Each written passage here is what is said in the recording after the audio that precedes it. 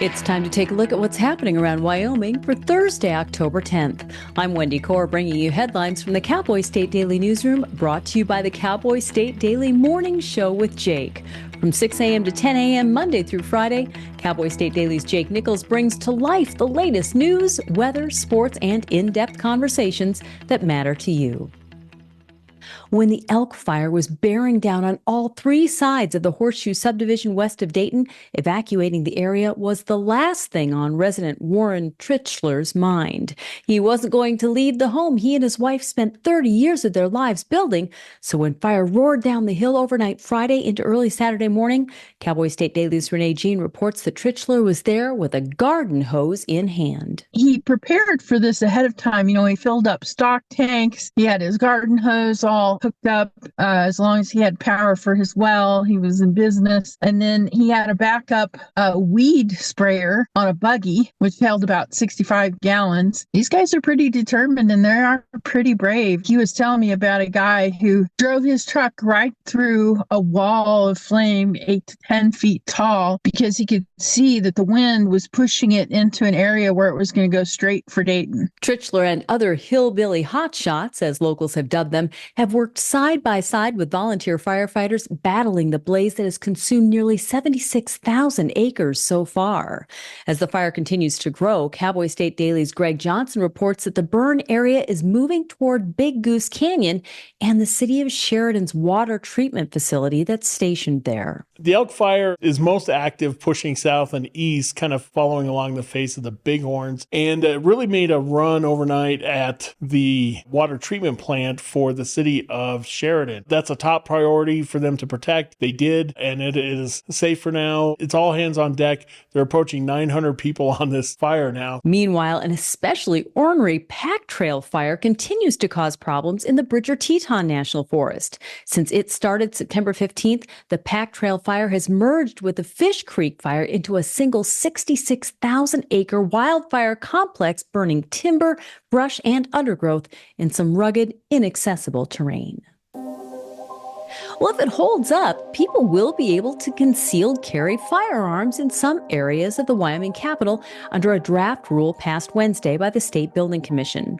Cowboy State Daily's Leah Wolfson reports that the state's top 5 elected officials unanimously approved the draft rule that allows unlimited concealed carry in parts of the capital that the Building Commission has jurisdiction over. What was passed on a unanimous vote by the State Building Commission on Wednesday allows people to conceal carry firearms in the Wyoming Capitol's extension hallway. Although a hallway may not seem like a substantial amount of space for people to be able to take advantage of this, it is a very long extended hallway that gets extensive foot traffic during the legislative session. The approved rules will now go out for a 45-day public comment period. After that, the Building Commission will either vote to approve the rules as written or amend them.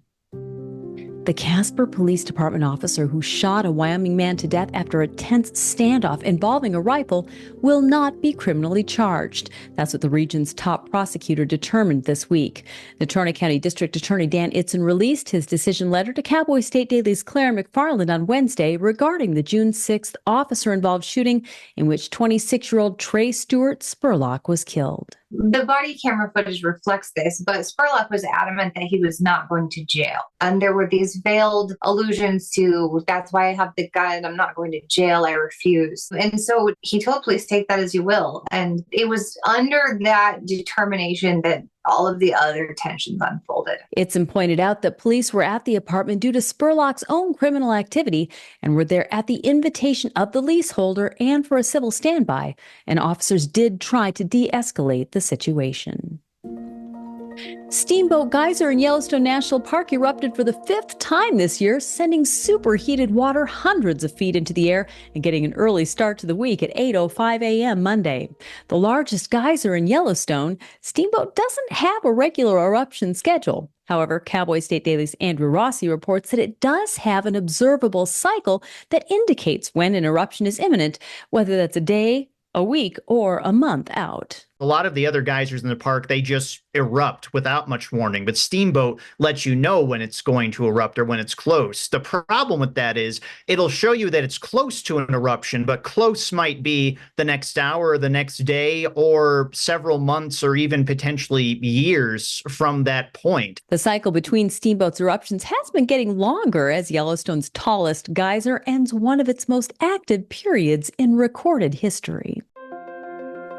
And now let's take a look at today's weather with Cowboy State Daily meteorologist Don Day. Well, there's only so many ways to say it's going to be warm and dry. So I'm not going to try to come up with anything new. So as we go through tomorrow and Friday, same old song and dance, above average temperatures, dry, breezy conditions, extremely high fire danger. And really for the weekend, not too much is going to change. Now, we do have a little bit something to talk about next week. This will be mainly for the eastern side of Wyoming. That's going to start to cool off. Monday night, Tuesday, pretty good little cool surge comes out of Canada. So the eastern side of Wyoming is going to cool off a bit early next week. Then we're still targeting the dates of October 17th and 18th as the time frame of bigger changes back to cooler and hopefully wet weather for Wyoming, either around the 17th or 18th or just after that. In the meantime, it's the same old song and dance. You can get Don's full forecast on the Cowboy State Daily website.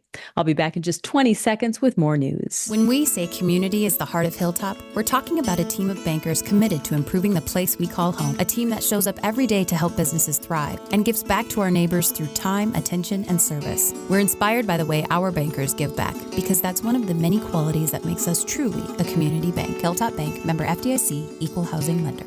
A woman in Washington state thought she was doing raccoons a favor by feeding them until a whole mob of the furry bandits showed up and drove her out of her own home.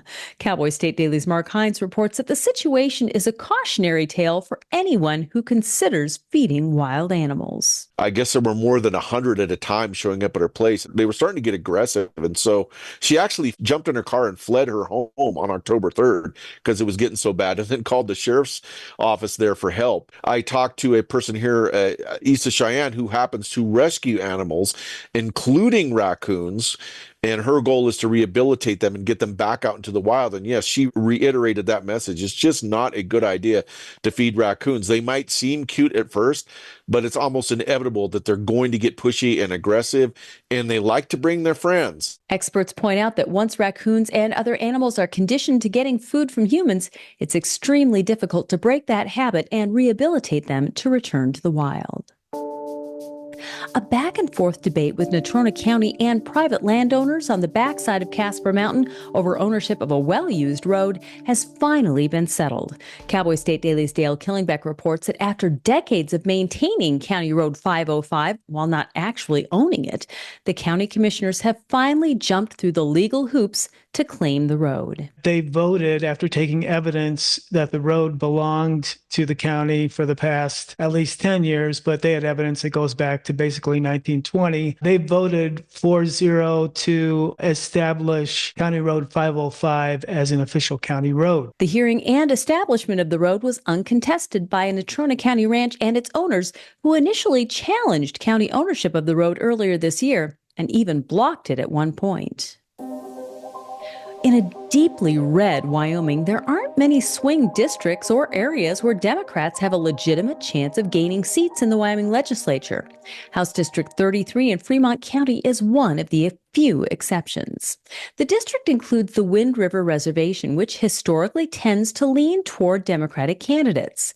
Cowboy State Daily's Leo Wolfson reports that the candidates for House District 33, incumbent State Representative Sarah Penn of Fort Washakie and Democratic challenger Ivan Posey, are each making appeals to voters of the opposite party along the campaign trail. Representative Sarah Penn is a member of the Wyoming Freedom Caucus, and she expresses hardline conservative views. And she also wants to see government spending reduced as a way to help with property taxes. Ivan Posey has run a campaign really trying to appeal to a lot of Republican voters, even though he's a Democrat. On property taxes, he wants to see kind of equitable relief provided across the board for Wyoming homeowners. Many Democrats around Wyoming are looking at the HG 33 race as one of the best opportunities for the party to gain back a seat in the legislature.